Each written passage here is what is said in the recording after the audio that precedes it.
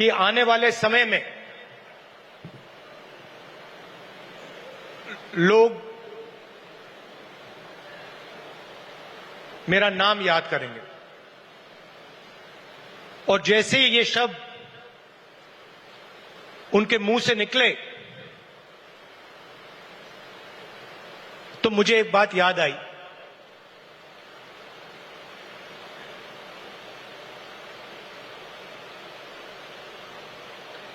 कुछ साल पहले एक जर्नलिस्ट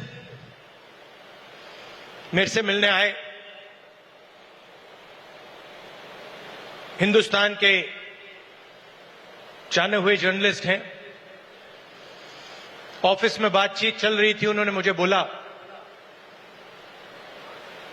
कि वो या मुशर्रफ जी या नवाज शरीफ के मित्र थे और उन्होंने मुझे बताया कि उन्होंने नवाज शरीफ या मुशर्रफ जी से कहा था कि अगर आप हिंदुस्तान और पाकिस्तान के बीच में शांति लाएंगे तो पूरी दुनिया आपका नाम याद करेगी। और उस टाइम जब जर्नलिस्ट ने कहा था मुझे एक बात याद आई थी। जैसे ही उसके मुंह से ये शब्द निकले थे मेरे दिमाग में ये बात उठी थी कि मैं छोटा सा बच्चा था, 7-8 साल का, और मैंने इंदिरा गांधी जी से यह सवाल पूछा कि दादी, मरने के बाद आपके बारे में लोगों को क्या कहना चाहिए, क्या सोचना चाहिए? जानते हो इंदिरा गांधी जी ने क्या जवाब दिया, जो मुझे आज तक परफेक्ट जवाब लगा।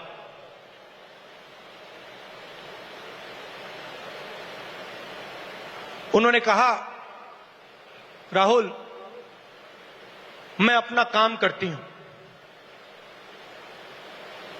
मरने के बाद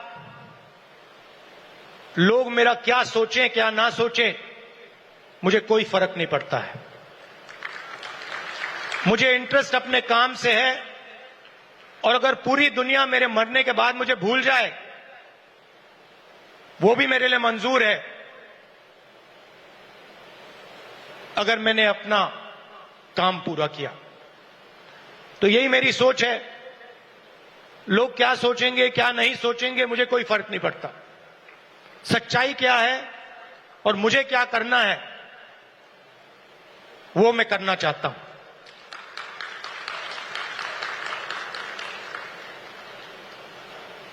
तेलंगाना में हमने एक क्रांतिकारी कदम उठाया, जाति जनगणना। उससे कुछ महीने पहले मैंने पार्लियामेंट हाउस में भाषण दिया था।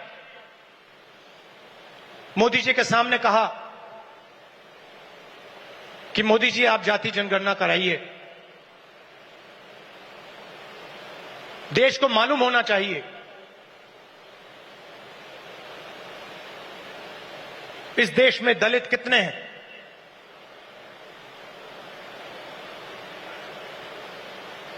पिछड़ा वर्ग कितना है,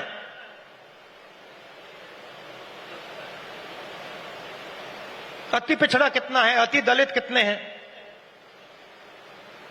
आदिवासी कितने हैं, माइनॉरिटीज कितने हैं, गरीब जनरल कास्ट के कितने लोग हैं।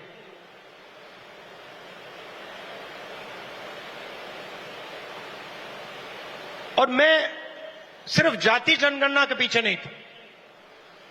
जाति जनगणना एक कदम है। मुझे यह पता लगाना था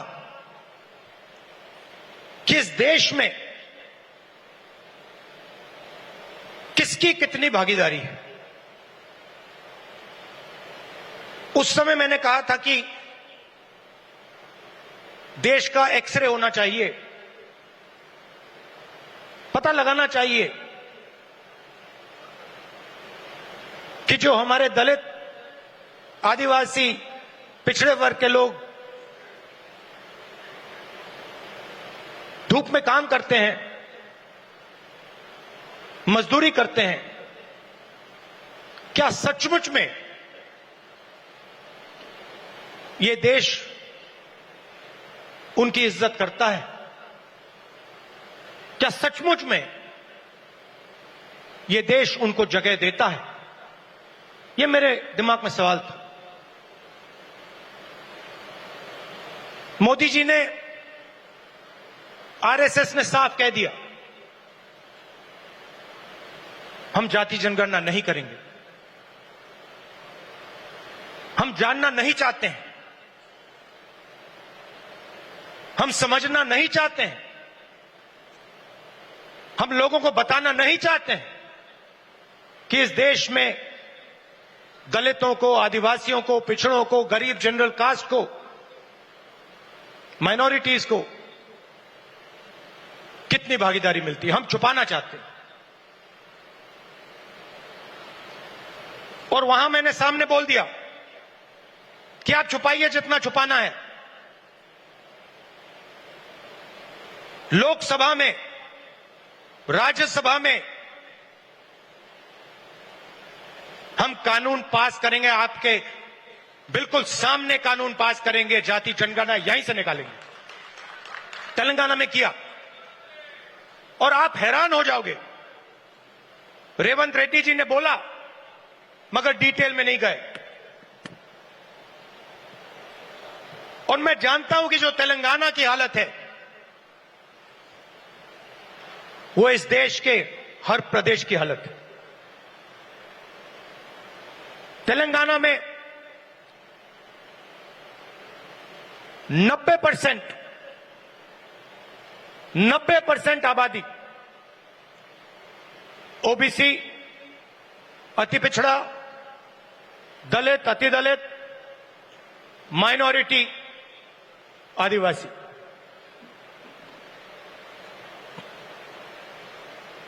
तेलंगाना का कॉर्पोरेट सेक्टर देखिए,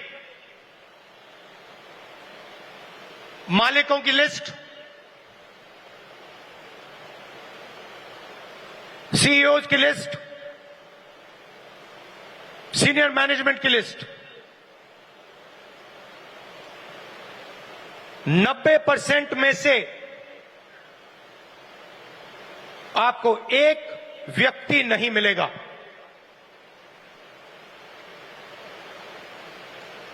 नब्बे % की भागीदारी तेलंगाना के कॉर्पोरेट सेक्टर में है ही नहीं।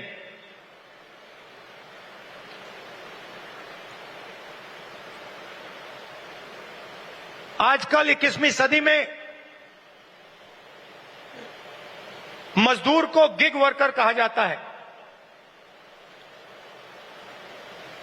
वो घरों में खाना ले जाते हैं, घरों में खाना पकाते हैं, पिज्जा ले जाते हैं, अमेज़न की डिलीवरी ले जाते हैं, धूप में ले जाते हैं, सड़क पे मरते हैं। तेलंगाना में उनकी लिस्ट निकाली, सारे के सारे या ओबीसी या दलित या आदिवासी। अब तेलंगाना में जाति जनगणना ने एक बिल्कुल नया औजार दिया है। तेलंगाना में हम सचमुच में विकास का काम कर सकते हैं। तेलंगाना में हम पिन पॉइंट एक्यूरेसी के साथ भागीदारी के बारे में हर सेक्टर में आपको बता सकते हैं। और मैं खुश हुआ कि जाति जनगणना होने के एकदम बाद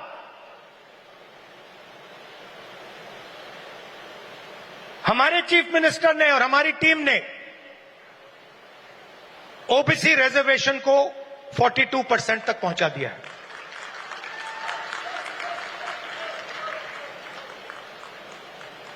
हम सुपर पावर की बात करते हैं, मगर जब धन की बात होती है, भागीदारी की बात होती है, कॉर्पोरेट इंडिया की बात होती है, चाहे प्राइवेट अस्पताल हो, प्राइवेट एजुकेशन सिस्टम हो, 90% उसमें है ही नहीं। मोदी जी 24 घंटा पिछले वर्ग की बात करते हैं, दलितों की बात करते हैं, आदिवासियों, वनवासियों की बात करते हैं, वो उनको वनवासी कहते हैं। मगर जब उनकी भागीदारी का सवाल आता है, जब उनके पार्टिसिपेशन का सवाल आता है, तो बीजेपी के लोग बिल्कुल चुप हो जाते हैं। तो ये तेलंगाना ने एक क्रांतिकारी कदम उठाया है और पूरे देश को रास्ता दिखाया है। और मैं फिर से दोहरा के कह रहा हूं, इस स्टेज से आप सब के साथ कह रहा हूं कि 50% की जो दीवार है, इसको हम पूरे देश में तोड़ के परे कर देंगे। और जो शुरुआत हमने तेलंगाना में की है, वही हम दिल्ली में पूरे हिंदुस्तान के लिए करने जा रहे हैं। एससी एसटी सब प्लान की मैंने बात उठाई। क्रांतिकारी कानून लाए थे हम, इसको बीजेपी ने रद्द कर दिया है। एक के बाद एक हिंदुस्तान की सारी संस्थाओं पर यह आक्रमण कर रहे हैं। जहां भी आपको पहले दलितों को, पिछड़ों को, आदिवासियों को, गरीब जनरल कास्ट को जहां भी पहले जगह मिलती थी, वो सारे के सारे दरवाजे एक के बाद एक बंद कर रहे हैं। पहले हिंदुस्तान के हर जात के युवा सेना में जा सकते थे, पेंशन मिलती थी, शहीद का दर्जा मिलता था, एक्स सर्विसमैन स्टेटस मिलता था। उसमें सब लोग जा सकते थे, खत्म कर दिया। आज हमारी सरकार युवाओं को कहती है कि अगर आप युद्ध में शहीद होगे और अगर आप अग्निवीर हो, तो हम आपको ना पेंशन देंगे, ना शहीद का दर्जा देंगे। आपके साथ में जो लड़ रहा है उसको मिलेगा, मगर आपको नहीं मिलेगा। रास्ता किसके लिए बंद किया? गरीबों के लिए, गरीब जनरल कास्ट, दलित, पिछड़ा वर्ग, अति पिछड़ा वर्ग, आदिवासियों के लिए। पहले पब्लिक सेक्टर हुआ करता था, उसमें हर जात के लोग जा सकते थे। Steel authority India, BHEL, BSNL, HAL, ये आप सबको, पूरे देश के युवाओं को रोजगार देते थे, अपॉर्चुनिटी देते थे। एक के बाद एक इनको बंद किया जा रहा है।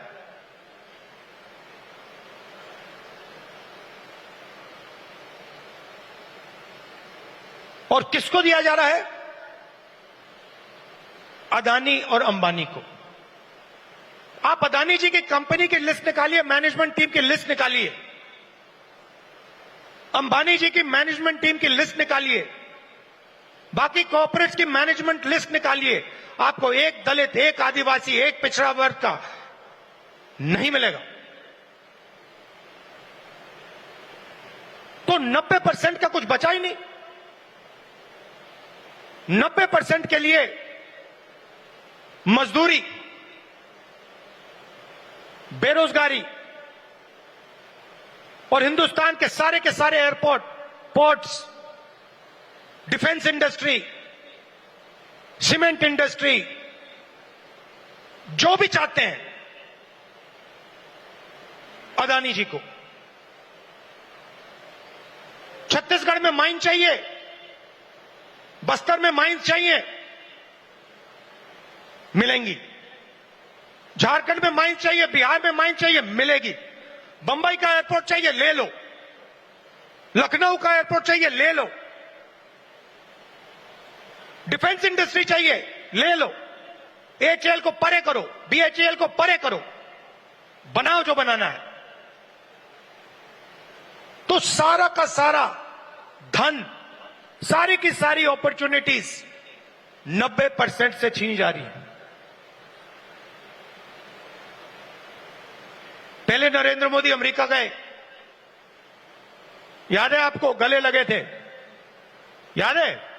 इस बार गले लगने वाली फोटो देखी आपने? देखी? कहां गायब हो गई? राष्ट्रपति ट्रंप ने ऑर्डर दिया, जिनको मोदी जी अपने मित्र कहते हैं, ऑर्डर दिया, सुनो, इस बार गले नहीं लगेंगे, इस बार नए टैरिफ लगाएंगे। चू तक नहीं निकली, आज तक गायब है। जनता का ध्यान वहां ना चला जाए तो पार्लियामेंट में 2 दिन ड्रामा चलाया। मगर सच्चाई है कि आर्थिक तूफान आने वाला है। कोविड आया था, नरेंद्र मोदी जी ने थाली बजवाई, मोबाइल फोन की लाइट दिखवाई। अब आर्थिक तूफान आ रहा है, सामने है,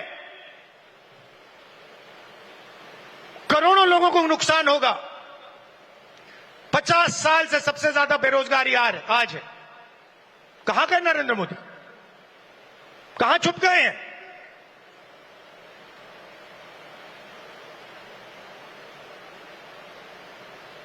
बांग्लादेश का राष्ट्रपति उल्टा बयान देता है और नरेंद्र मोदी जी उसके साथ बैठे हुए हैं, चुप, एक शब्द नहीं निकलता मुंह से। कहां गई 56 इंच की छाती?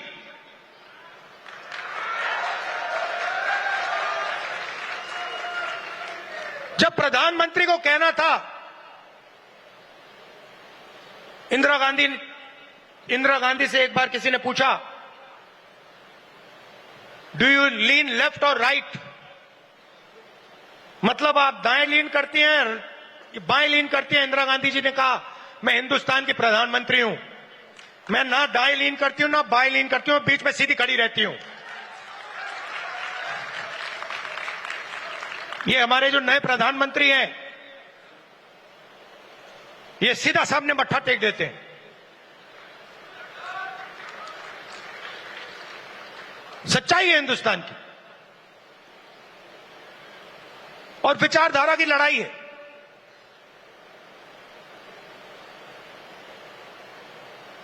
आप लोग हो सेना, बब्बर शेर। किसी ने कहा राहुल गांधी भारत जोड़ो यात्रा में चला। मैं आपसे सवाल पूछना चाहता हूं, क्या आपके बिना राहुल गांधी भारत जोड़ो यात्रा में चल सकता था क्या? तो आपको कहना चाहिए, हम सब चले भारत यात्रा में और राहुल गांधी हमारे साथ चला था।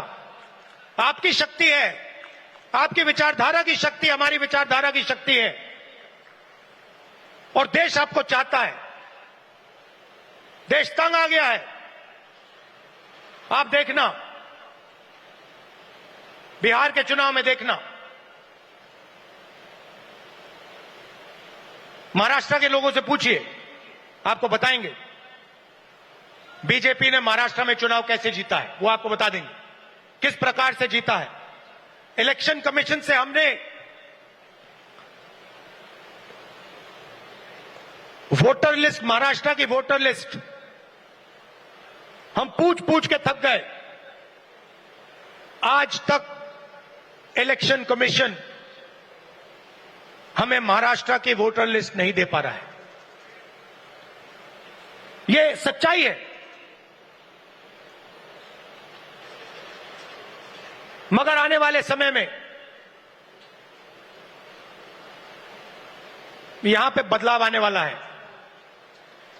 लोगों का मूड दिख रहा है। तो विचारधारा की लड़ाई है, आपकी विचारधारा है, गांधी जी की विचारधारा है। क्या फर्क है इसमें और आरएसएस की विचारधारा में? सबसे पहले ये कॉन्स्टिट्यूशन जो है ये हमारी विचारधारा है।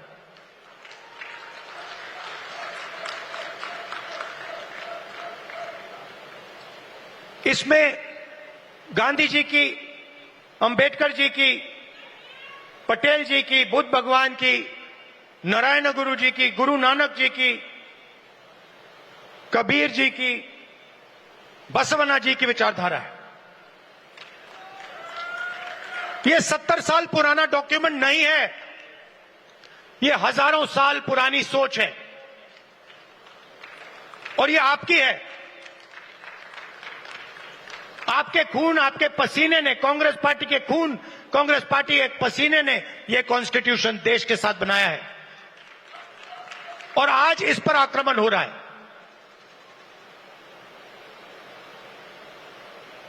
संस्थाओं पर आक्रमण होता है। अग्निवीर, अदानी अंबानी को देश का पूरा धन, यह सब कॉन्स्टिट्यूशन पर आक्रमण हो रहा है।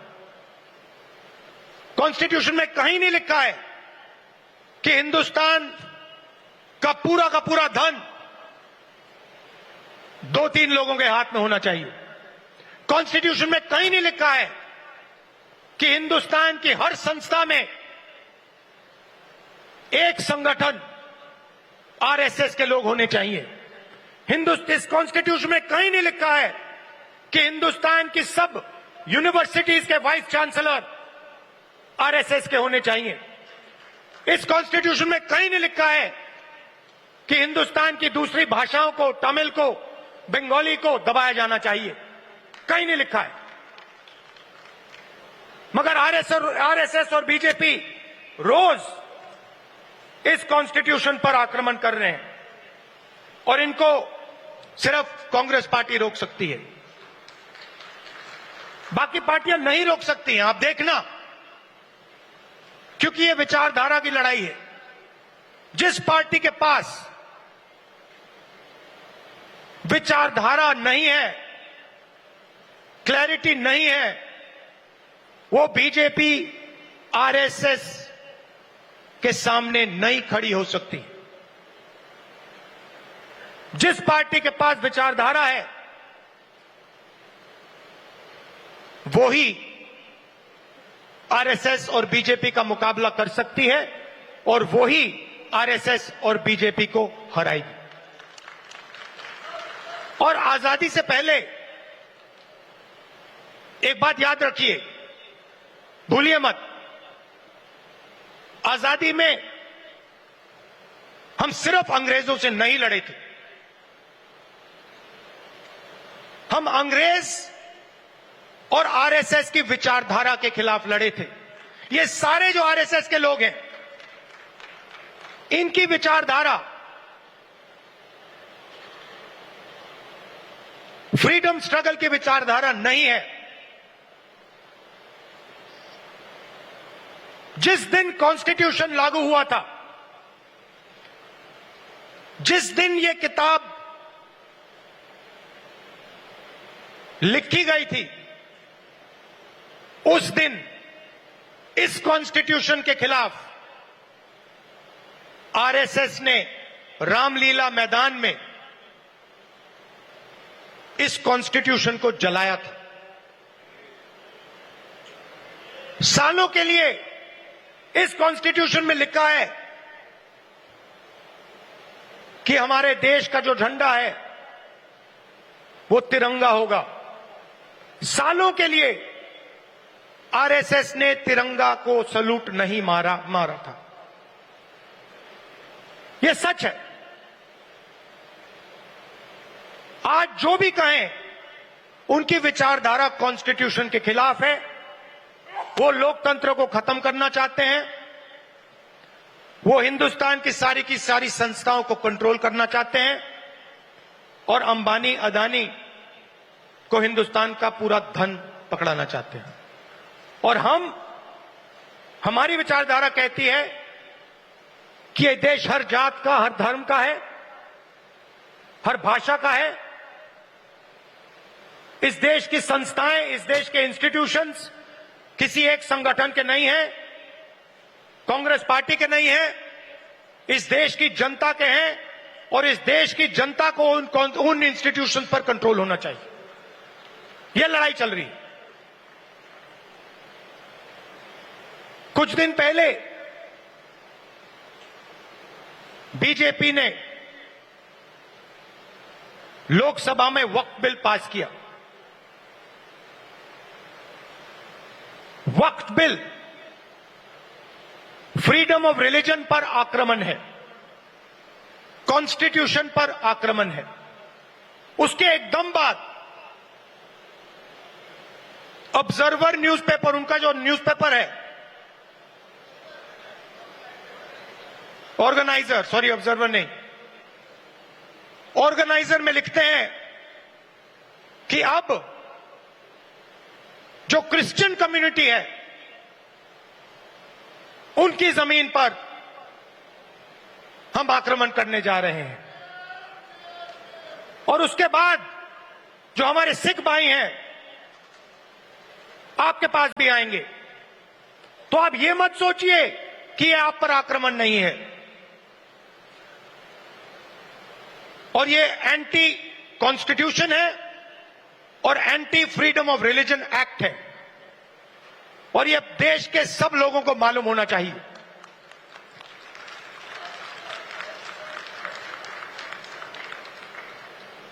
तो हम चाहते हैं कि हर कम्युनिटी, हर धर्म, हर भाषा को इस देश में इज्जत मिले, रिस्पेक्ट मिले, जगह मिले। हम चाहते हैं कि यह देश सब लोगों का हो और हर धर्म, हर जात, हर भाषा को इस देश से फायदा मिले। यहां पीछे जूली जी हैं, कहां हैं आप? जूली जी कहां हैं? जूली जी टिकाराम जूली जी कहां है भाई? हाँ, जूली बुलाइए उनको।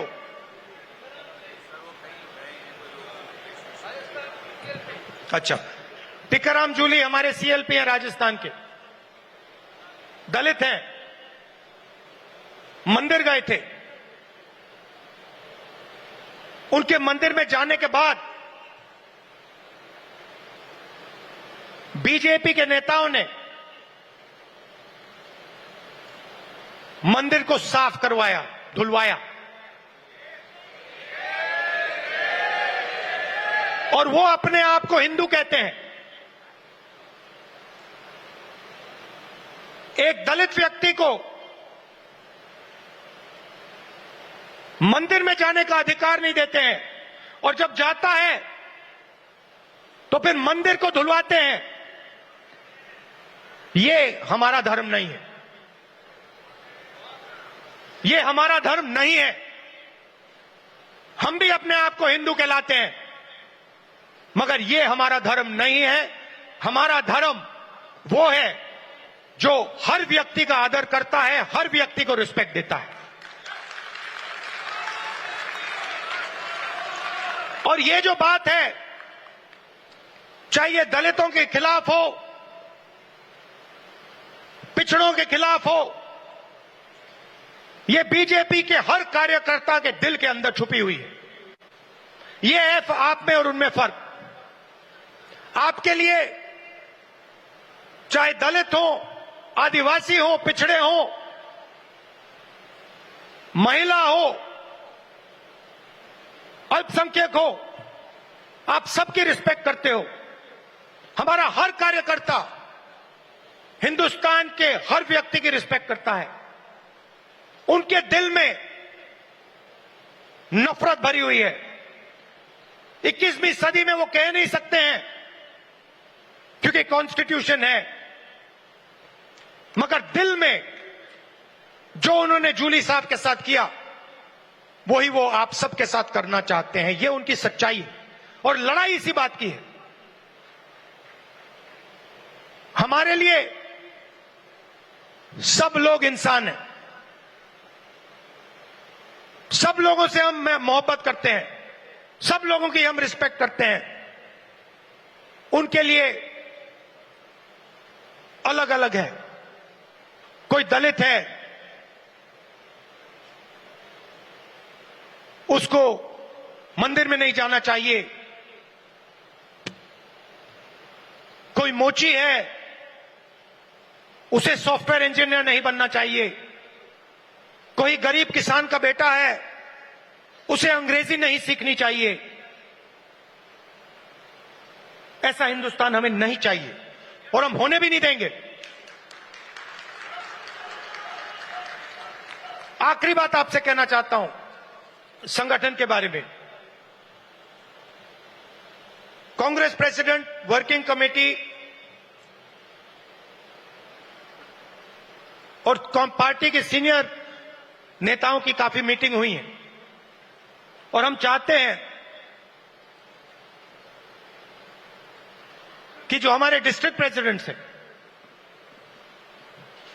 उन्हें हम पार्टी की नींव बनाएं और हम चाहते हैं कि उन्हें, जो हमारे डिस्ट्रिक्ट प्रेसिडेंट्स हैं, डिस्ट्रिक्ट कमेटीज हैं, उन्हें पार्टी शक्ति दे, पावर दे और जिम्मेदारी दे। तो ये बदलाव हम कांग्रेस पार्टी में लाने जा रहे हैं।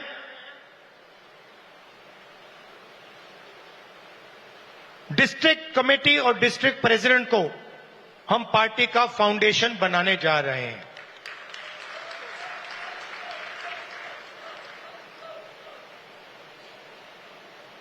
अंत में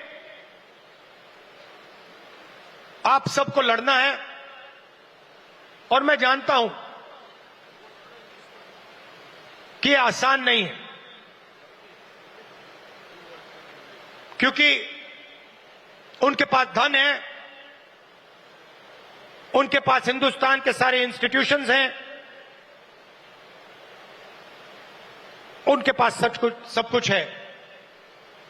मगर जीत हमारी होगी क्योंकि हमारे पास सच्चाई है और देश की जनता का प्यार है। तो घबराने की कोई जरूरत नहीं है। आप देखना आने वाले समय में कांग्रेस पार्टी, बीजेपी और आरएसएस का क्या करने जा रही है। अब मुझे पीछे से कह रहे हैं कि जो हमारे साउथ के लोग हैं उनके लिए अंग्रेजी में बोलना है, तो थोड़ा सा मैं अंग्रेजी में बोलता हूं। Brothers and sisters, the fight is about the Constitution.